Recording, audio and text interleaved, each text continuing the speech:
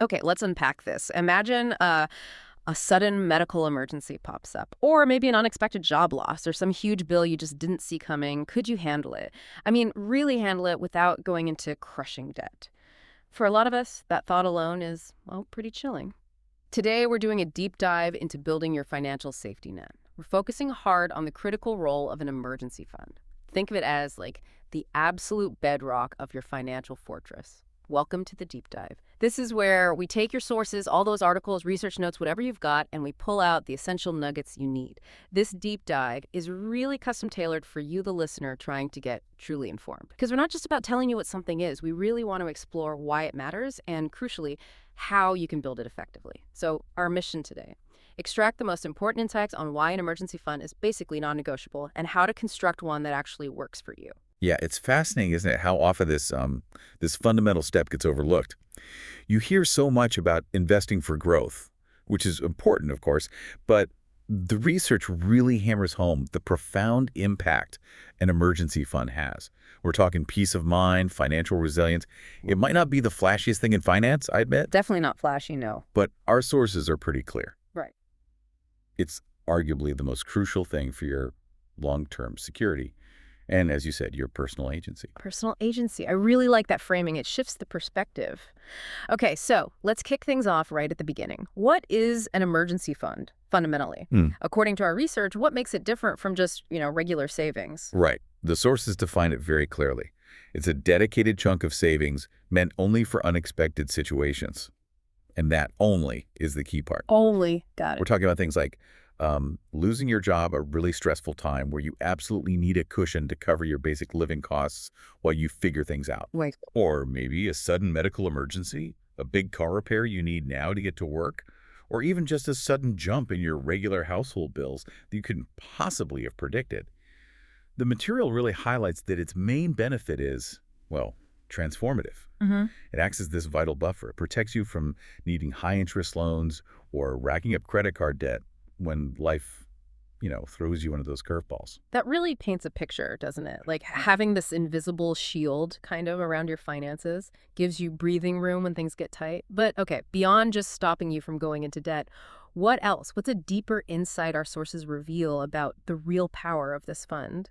How does it affect our lives, maybe in ways we don't immediately think about? Well, the research often ties it back to that idea of agency and also opportunity cost.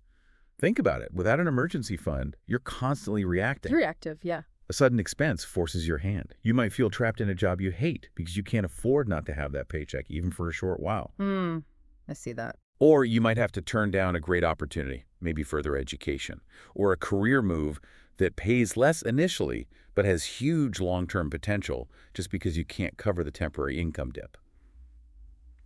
With this fund, you shift from reactive to proactive. The material really emphasizes this.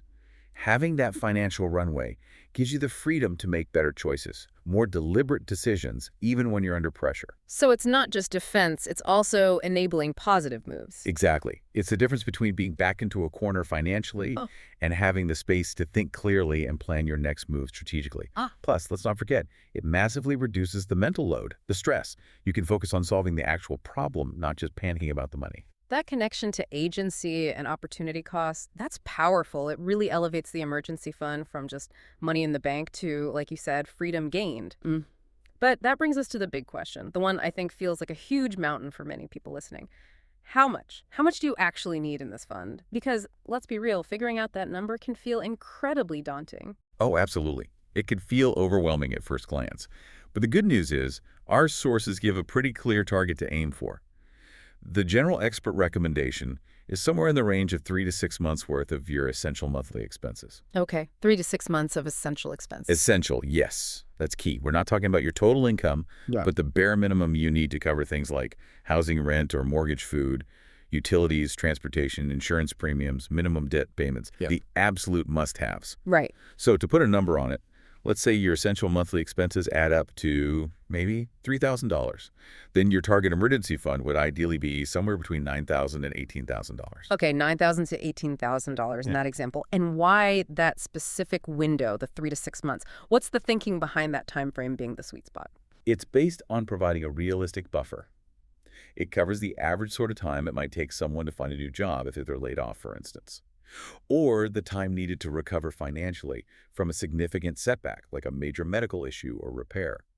It gives you enough time to cover those recurring bills, food, keeping a roof over your head, all the essentials, during that period of adjustment without adding financial panic to the mix.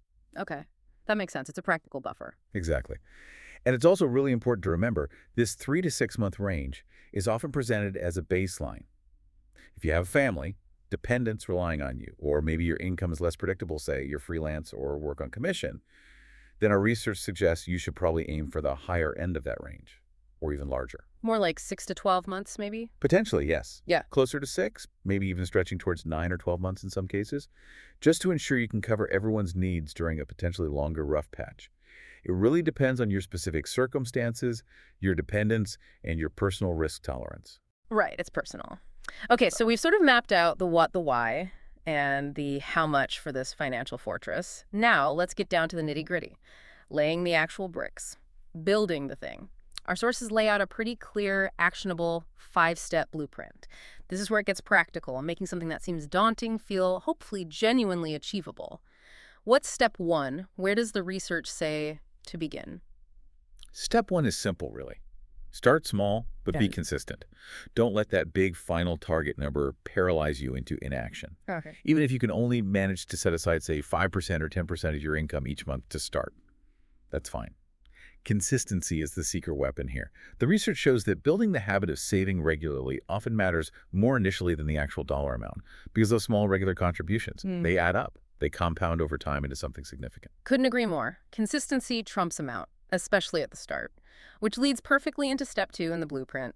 Automate your savings. Why is setting this up on autopilot so effective? How does that change the game? Automating is, it's a game changer because it takes the decision out of your hands each month. It removes that friction point where you have to actively choose to save. Ah, the friction. Yeah, you just set up an automatic transfer. As soon as your salary hits your main account, boom, a set amount goes straight into your separate emergency fund account. It's the classic pay yourself first strategy.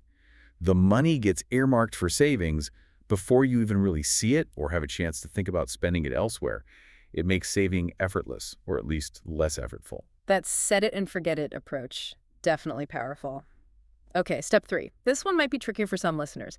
Cut unnecessary expenses. Now, for someone listening who feels like, I don't have unnecessary expenses, every penny is accounted for, does our research offer any specific tips, maybe strategies for finding those hidden spending leaks, or perhaps just a different way to think about it? Yeah, that's a really common feeling, a common hurdle. And the sources do offer some smart ways to approach it. First, the classic advice. Track your spending. Seriously, just for a month. Write everything down or use an app. See where it's actually going. Exactly. You might be genuinely surprised. Often it's not one big obvious thing you can cut, but lots of little things, those daily coffees, maybe streaming services you signed up for and barely use, little impulse buys online, they add up fast.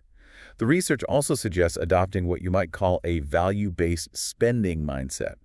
For each non-essential expense, ask yourself, does this truly align with my values? Does it bring me real, lasting joy or benefit? Value-based. I like that. If the answer is kind of meh, then maybe that's an area where you could trim back even just a little and redirect that money to your emergency fund. Even small tweaks like packing lunch a couple more times a week instead of buying it can free up surprisingly significant cash when you do it consistently over months. It's really about being mindful and intentional with your spending, not necessarily about feeling totally deprived. That's a great way to frame it, focusing on value rather than just cutting for cutting's sake. Makes it feel less like deprivation and more like prioritizing. Okay, on to step 4. Use a separate account for this fund. Why is keeping it separate so important beyond just, being organized? Well, organization is part of it, but it's actually a powerful psychological trick too. Keeping your emergency fund in a completely distinct bank account, ideally one that's maybe not instantly accessible with your everyday debit card or maybe in a liquid fund, it creates a mental barrier. A barrier, okay? Our sources really highlight this. You're just far less likely to rate it for non-emergencies if it's not mixed in with your daily spending money, if it's not staring you in the face every time you check your main account balance. It makes it truly out of sight, out of mind, until you actually genuinely need it. This reinforces its specific sacred purpose. Yeah, out of sight, out of mind definitely helps resist temptation. And that leads right into the final step, number 5, which is maybe the hardest one to stick to. Don't touch it for non-emergencies. Our sources really seem to emphasize this one. Oh, absolutely. They hammer this home. This money has one job, and one job only, to be there for true unforeseen emergencies. Right. It is not for that tempting holiday deal or the latest phone upgrade or covering a weekend splurge. If you start dipping into it for things that aren't real emergencies, you completely undermine its purpose. You erode that security you've worked hard to build. You're essentially borrowing from your future, more vulnerable self. And when a real crisis hits, you'll find that fortress you thought you were building has some pretty big holes in it. Discipline here is just paramount. You have to protect the fund. Excellent points. Having it separate and really internalizing its sacred purpose, as you said, seems key to maintaining that discipline. Okay, which brings us to the final practical piece. Where exactly should you keep this vital fund? Our sources stress finding a balance. You need it to be safe, but also accessible relatively quickly when that emergency strikes. So what are the best options identified in the research? Yeah, finding that sweet spot is crucial. The research points to a few good options. Your standard high-yield savings accounts are often the simplest starting point. They're safe, FDIC insured usually, and offer easy, immediate access. Okay, basic savings account. Simple. Then you have things like fixed deposits, or FDs as they're often called, especially those that have a breakable option. This means you can get your money out early if a true emergency hits, although sometimes there might be a small interest penalty. Right, a breakable FD. And then another option often mentioned is liquid mutual funds. Okay, liquid mutual funds. Now, for listeners maybe looking for something potentially a step up from just a standard savings account, maybe earning a tiny bit more interest, what makes these liquid funds a suitable place? Doesn't mutual funds sound a bit like an investment, which we need to be careful about? That's a really important question and a good distinction to make. The key difference lies in what these liquid funds invest in. They focus almost exclusively on very short-term, high-quality debt instruments. Think ultra-short-term government bonds, certificates of deposit, commercial paper from stable companies. Okay, so very low risk stuff. Extremely low risk, yes. The goal isn't growth, it's capital preservation and liquidity. They aim to maintain a stable value while offering slightly better returns than a typical savings account. And critically, they allow for quick redemption. You can usually get your money back within a day or so. So they balance that slightly better return potential with the absolute necessities for an emergency fund: safety of principal and quick accessibility. They're very different from, say, equity mutual funds, which invest in the stock market and can be volatile. That makes sense. Thanks for clarifying why they fit the specific criteria: low risk, stable, quick access.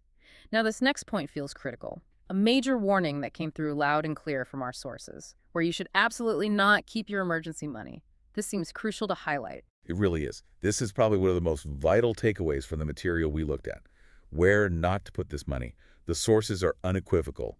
Do not put your emergency fund into the stock market, individual stocks, equity mutual funds, or other potentially volatile or risky investments. Unequivocal. Okay. The numbers and priority for this fund is preservation of your capital and immediate accessibility when you need it. It's not about chasing high returns or growth.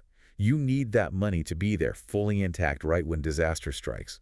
You can't afford for it to be subject to market fluctuations. Imagine needing the money during a market downturn and finding your emergency fund has shrunk by 10 or 20%. That defeats the entire purpose. That would be devastating. Exactly. Safety and liquidity override everything else for this specific pot of money. Forget chasing returns here. Focus on security. That's crystal clear advice. Safety and liquidity first, always. Okay, so let's pull all this together. What does this all mean for you listening right now? Building an emergency fund, as we've discussed, isn't just some optional nice to have. It really is the first, most vital step towards genuine financial health, stability, and frankly, overall well-being. It might seem like a massive task, especially if you're starting from zero today. But as our sources clearly show, the key is just starting. Start small, today if possible, and build it up consistently, bit by bit, month after month. It's about discipline, yes, but it's also about empowering yourself, taking control of your financial future. And maybe think about it this way. An emergency fund isn't just a pile of cash sitting there as a safety net. It's truly an investment in your future self. It's an investment in freedom from that constant background hum of financial worry. It's an investment in having the power, the agency to make choices that genuinely serve your long-term goals and well-being, rather than just reacting to whatever immediate crisis pops up. So here's a thought to leave you with. How might taking this one proactive step, building that solid financial foundation, that strong fortress, how might that fundamentally shift your entire approach to all your future financial planning? Knowing you've got that security firmly in place beneath you,